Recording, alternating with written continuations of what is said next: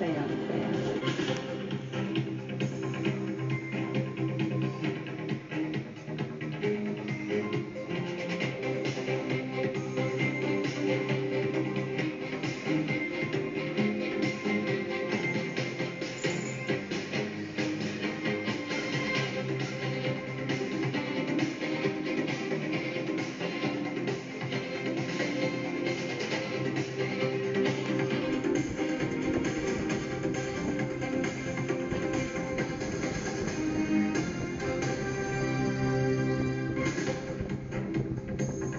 Magandang gabi, Pilipinas.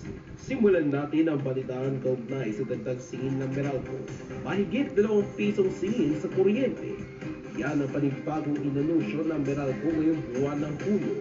Katumbas yan ng mahigit 400 piso kumpara sa mga kumukonsumo ng kuryente ay nasa 200 kilowatt hour sa isang buwan.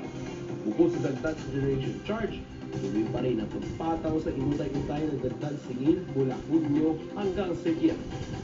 Ang record, si Cindy Abrera. Mula sa tatlong tindahan bagong COVID pandemic, isa na lang ang natitirang pwesto ni Luisa. Kung ina ng bintahan, ay papalit pa lalo ang kita niya ng buwan ng Meralco bill na abot sa